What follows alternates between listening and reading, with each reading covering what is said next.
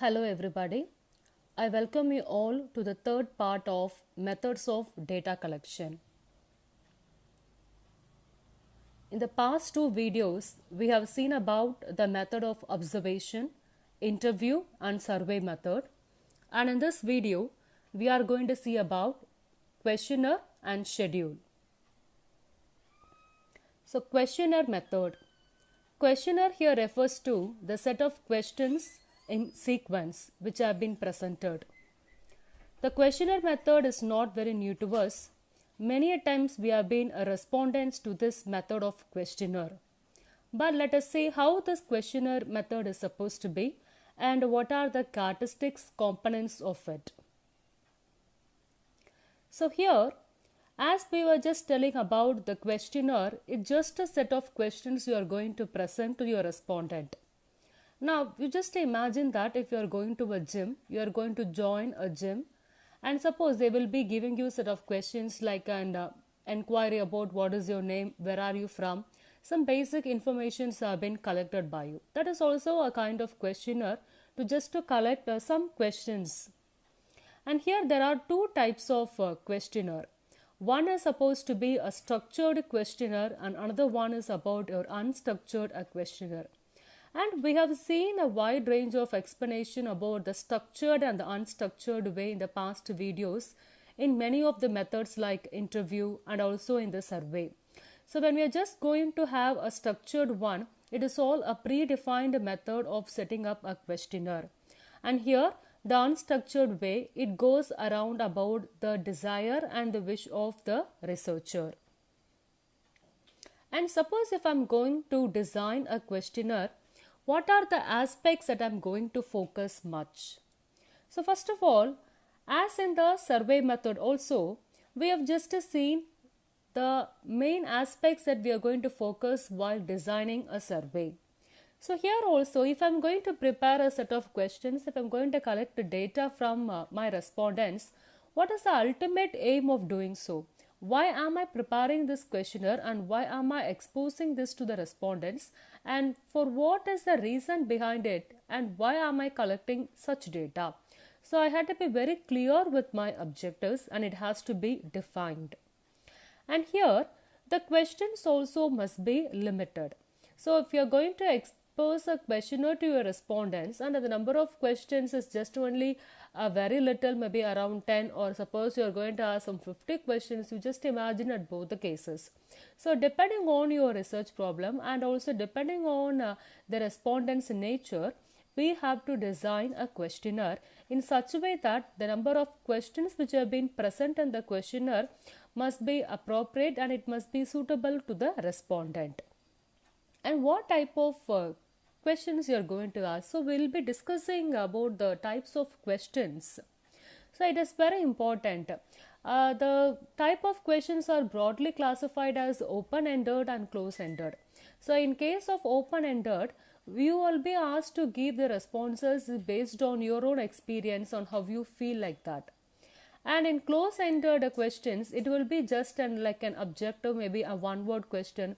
Maybe you're just going to say yes or no. You're just going to just put a tick against any of the multiple options been given to you. And also, since the questionnaire is going to speak to the respondents, that is, the questions is going to elicit the information. So we are not going to have any role over there. So I'll be preparing a questionnaire like a researcher and I will be just giving to the respondent and asking them to fill it up.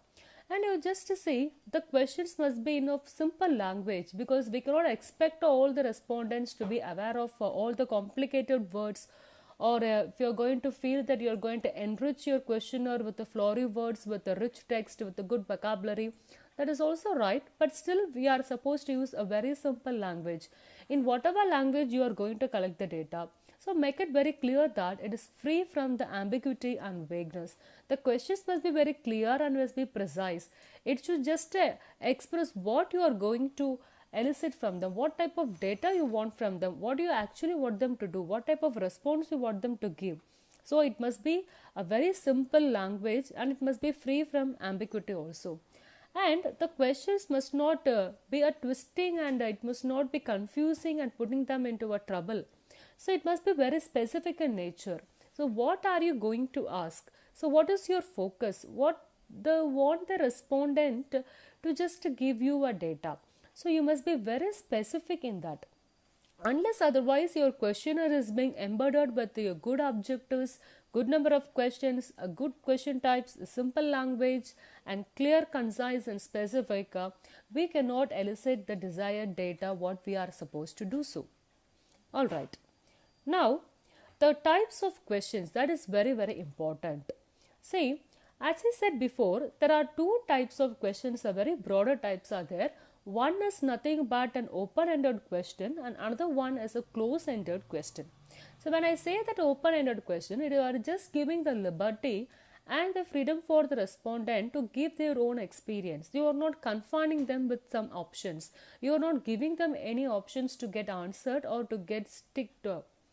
You are just giving them the opportunity to express their own feelings. For example, maybe we have been seeing a lot of questionnaire. I'm just going to ask you, give me your feedback, give me your suggestions. What do you personally feel? How do you feel?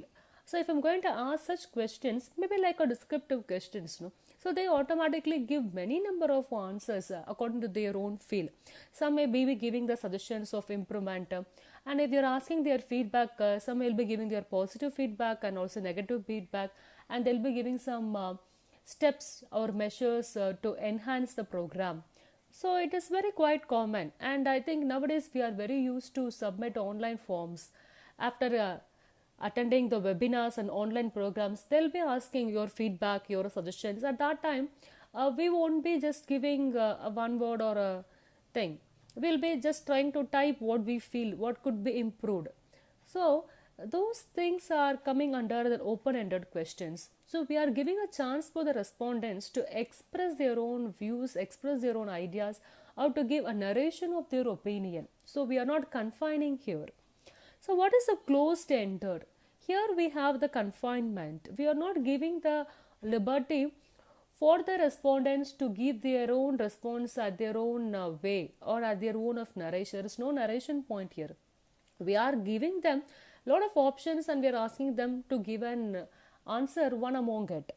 Just to fill in the blanks we can be. For example, you just imagine a Google form that you are filling every now and then after attending every webinars and after every online programs. They immediately ask you name of the person whom we are going to attend it like a participant. We just start giving a name because there it cannot be giving an option over that.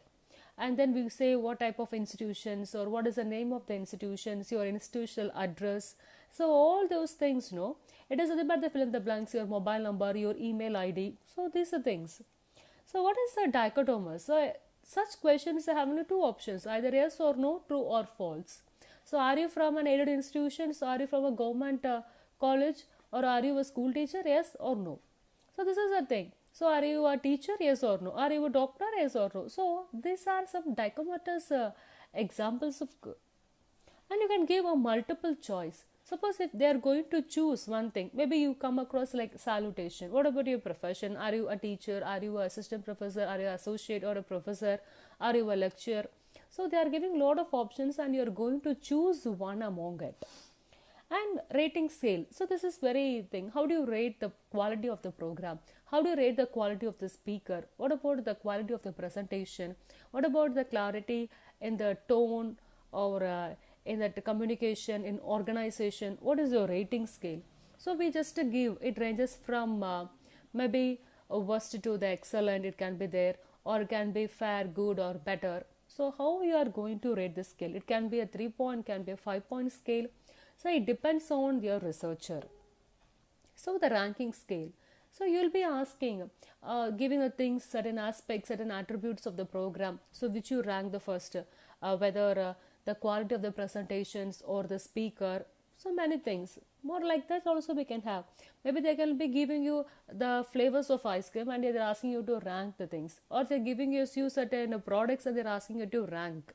So you just start giving the priority, whether which to be given the first one, which to be given the second one, it depends on you. So all these things are close-ended. You need not even think beyond the question. The question itself gives you all the information and just you are going to give your opinion or give your feedback within the confinement, within those questions, within those extent you are going to give. But whereas in open-ended, it is not the case. You are given the liberty. There is no confinement at all. They just put a question and you can give it. They are not going to confine your answers within options.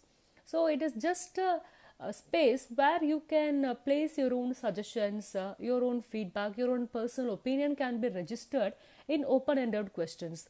And generally, when we go for an interview, we are exposed to an open-ended questions many a times, because that is a time, or that is a chance where the interviewer will get to know the real expression of the respondents, that is the interviewee. So you also ask some close-ended questions, but you focus much on the open-ended questions. When you're going to go for a business interview, when you're going to go for a professional interview and there is a discussion about that, we always put a question and we start eliciting the data from others. That is, data here refers to the exchange of the idea. So whatever they are sharing it, that is occurring to a data. Then we start recording it.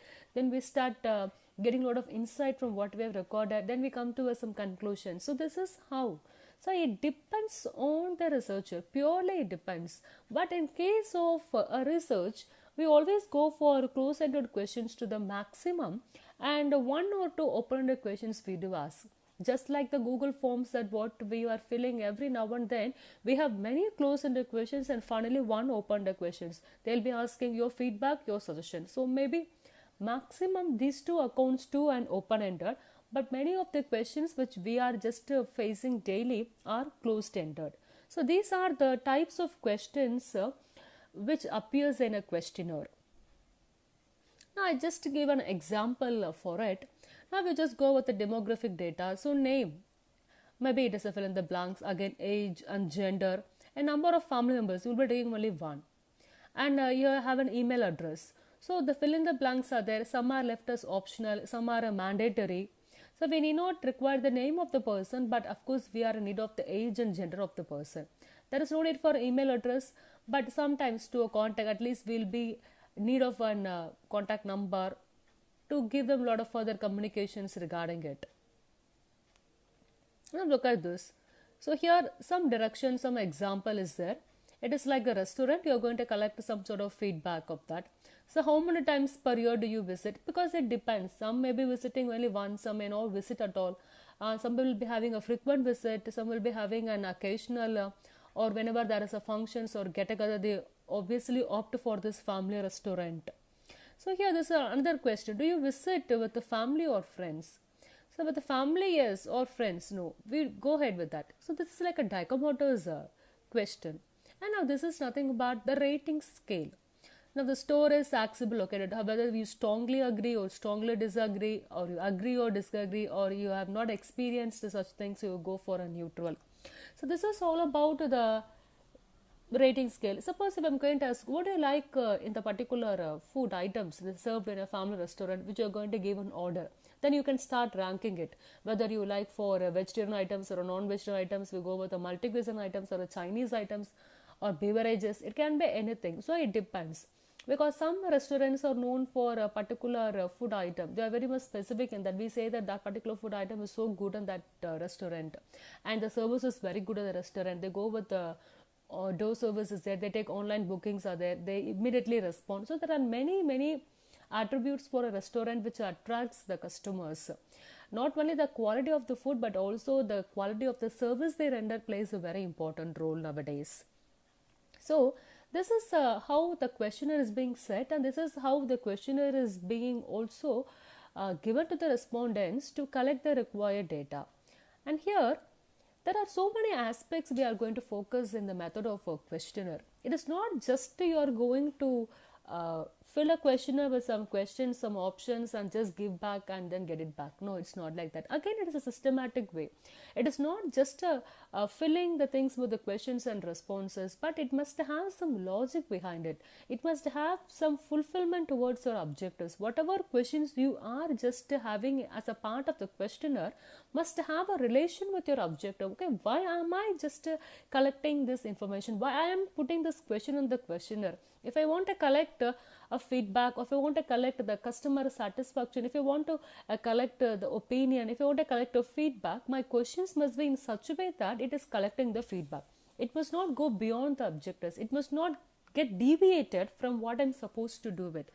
So that is very essential, because having one thing in mind and something we are putting as a questions in a question, or then circulating it and then getting the responses and then telling that it is not having a correlation with what I'm supposed to do it. So everything goes mere waste. So before setting a questionnaire, we must be very much aware of the objectives of my research. So why I am intended to do this research? What is the need for me to go ahead with this research? So if I'm going to prove that there is association between these two variables or there is no association between these two variables, I have to set my questionnaire in such a way that it apps to it, it fits into the frame. So here again it one more goes with like an open-ended. What could we do to make our restaurant during our experience better? This is obvious. Always we ask such questions because we always want to elicit their own expressions.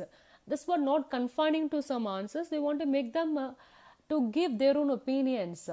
So we have to give an opportunity. So a questionnaire must be a combination of both open-ended and closed-ended. But the percentage of these questions depends on the researcher. And what about the merits? Really, it is very cost effective. It doesn't cost much. And it is flexible to respondents. You just say if you are going to fill up a feedback form, it is very simple because everything it is there. You can just go ahead with that. Just you're going to have a click at the option which you feel that it is more suitable for that question. And sometimes when you go with the feedback, sometimes the suggestions, feedback we say it is good and we stop.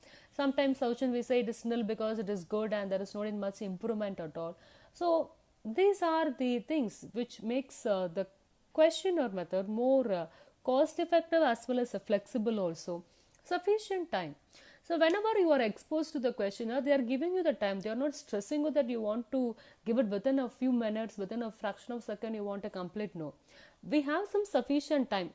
We as a respondents also getting a sufficient time and enough time for us to give our own opinion. And large sample of questions, many number of questions can be covered. Recently I filled a question which is comprising of nearly 50 questions was there. And of course, large sample of questions can be accommodated into that because under various heads, we will not having the research just discussing under one head, but we just incorporate many of the factors into it. So under each factors, we ask a lot of questions and we want to build a relationship also. So here we can take account of many number of questions in the questionnaire method. But limitations. As I said before, there are possibilities of no and vague response. So this particular condition takes place when your questions are not easily understandable to them. When they are not able to understand your question, when they are not able to understand your language, when they are not able to understand what you are trying to get from them, then obviously sometimes they don't respond, sometimes they give a vague response. Just for the namesake, they give neutral and go off. And demands respondents to be skilled and trained, of course, because you cannot give the questionnaire to a person who is illiterate, who is not being aware of the aspects. Suppose if you are going to give a questionnaire to a person who has never used your product, then it is of no use. If you are going to give a questionnaire to a person who has never attended the program, it is of no use. So, the particular respondent should know how to fill a questionnaire. Suppose if he is not aware of the rating scale, what they are trying to ask and that what I am supposed to do that. So in some cases, they will be giving like this. You range from 1 to 5, ranging from strongly disagree to strongly agree, or worst to best. If they are asking to ask, some people may not know it, but some people will knowing it. So it depends whether your respondents are getting exposed to such kind of question or whether they have been used to it. So we are supposed to know all those things. So without having a prior information, we cannot simply set a questionnaire and give to everybody and collect data. It is not quite possible. And of course, it is time consuming also, because you want to give the questionnaire to everybody, you want to make them to complete it, and they want to return it to it. So it is also a time consuming process. So these are some limitations of the questionnaire, but many of the methods, even in the survey method also, we are going to make use of these questions only. We are just going to go ahead with the questions, but they are also having a problem with the time management. But when cost wise, they are fine. They are highly cost effective and cost efficient. When it comes to the time Of course, it is time consuming also because it's not that easy. It is depending on the number of questions, it is depending on the type of questions you are going to give. If you are just going to give all the questions, if you are close-ended questions limited to 20, 25, fine, it is easy for them. If you are going to give them 50 questions and that 10, if you are going to give open-ended questions, and really it is time consuming. So if you want your questionnaire to be written back at the earliest, it depends on how you design it. So it doesn't mean that you want to have always a dichotomous question. It is of no use at all. Always a multiple choice no. It is a combination of many kinds of close-ended questions. So it is a skill, I can say. If you're going to design a questionnaire, it is a skill. So as a researcher, as a person who sets a questionnaire, we are supposed to know that what I am supposed to frame into it. What type of questions I have to incorporate into my questionnaire so that my questionnaire will make my respondent feel flexible and it is free from ambiguity, and so that it can make them to participate, to respond more effectively. So whenever the participation, whenever the respondents are more effective and more good, automatically the collection of the responses also sounds good, and it always makes the quality of the research also good. Once my data collection is very good and it is free from all ambiguity, free from all vagueness, and free from the no responses categories, when I'm going to get all my responses getting recorded in a more feasible manner, then automatically my analysis, my interpretation sounds better. So it purely depends on the researcher in setting up for the questionnaire and what type of questions it has to be set inside in order to make this method a more successful one. So next we can go ahead with the schedule. Actually, schedule and questionnaire are more or less highly related, but in some instances they differ in their merits and limitations. So here I just put up schedule like this. It is a questionnaire. You are going to collect the data of a particular item. So this is all sounds the same for the questionnaire. Even in questionnaire also you start collecting data, you focus on one particular thing, you frame questions, you collect data. But in schedule, it is a face-to-face manner. So you just make a difference. In a questionnaire, you can just give a paper consisting full of questions to your respondent and you can move off with the confidence that they will be able to fill it up. That is questionnaire. But when it comes to a schedule, it is a different one. So there is a need of the presence of the person who is conducting the schedule, who is just in charge of it. That is, the researcher must be having a face-to-face interaction with the respondent. So this is a bit difference how your schedule is getting different from the questionnaire.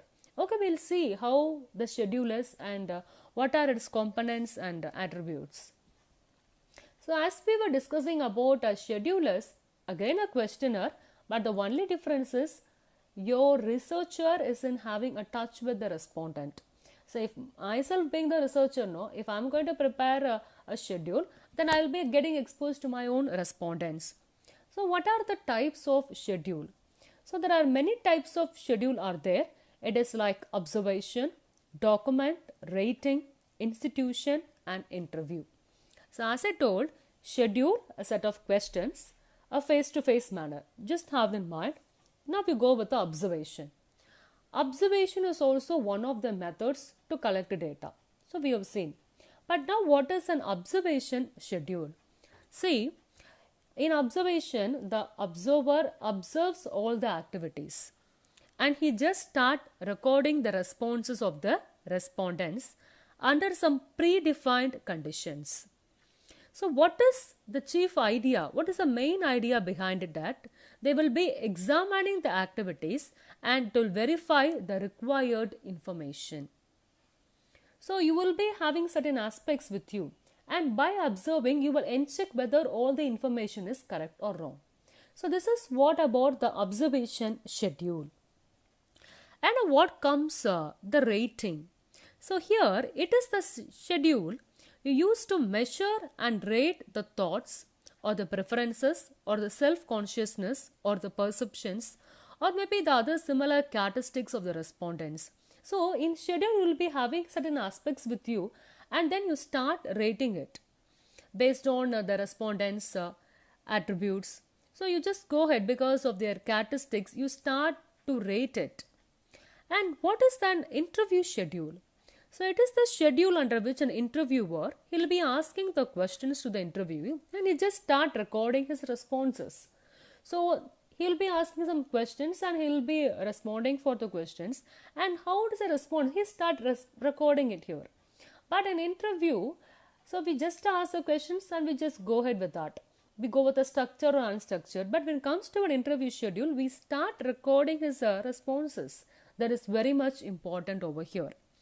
And moving on to the institution. So if you're going to study at different problems of an institution, you're going to see the different aspects of the institution, then you can prepare a schedule and you can go in a face-to-face interaction and you can start collecting the responses. And again, a document schedule. So you are going to collect certain important information to prepare a source list. It can be from an autobiographies, it can be a diaries of record of government regarding the facts or case histories it can be. So it is the most one kind of schedule where you can collect the data. So here, these are the types of schedule. But whatever may be the basic principle is you have set of questions over that and you just collect the responses with a face-to-face interaction. So that is very much needed. Okay, what are the characteristics of a schedule? So information must be accurate and easy to follow. Yes. So whatever informations you are giving to the respondents, that must be very much accurate. And you must not confuse them with your own instructions. You must be very clear what they are supposed to do, that what type of data you are going to ask them. So what you are expecting from them. So only then there will be easy for the respondents to follow you.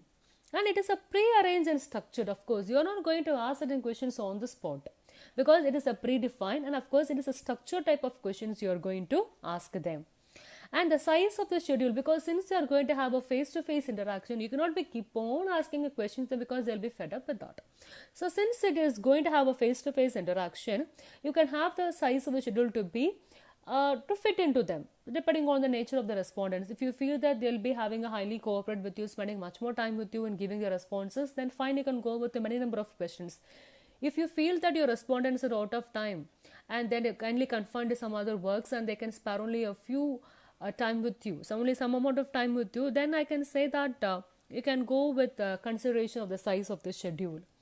And the questions must be, will be unbiased, because since you are not going to have any role over that, you are just going to face them, you're going to collect the information from them and you just go ahead with them. So the questions must be, I'll be unbiased.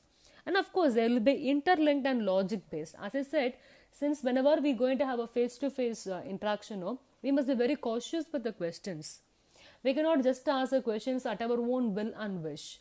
So that is a little bit leading a lot of commotions and confusions, and people will looking you like a different way if you're going to ask questions which has no logic behind it. So because they will not feel the need and meaningfulness of the schedule what you're doing it, the questions what you're doing it. So here you want to ask the questions which are interlinked and they'll be based on logic. Okay, organization of a schedule. So if I'm going to organize, if I think that I'm going to use a method of schedule to collect the data, then I have to choose my respondents. That is, I have to have a better understanding with my respondents. I have to first of all choose whom I'm going to question, because it is a face-to-face interaction. Maybe in the method of questionnaire, no.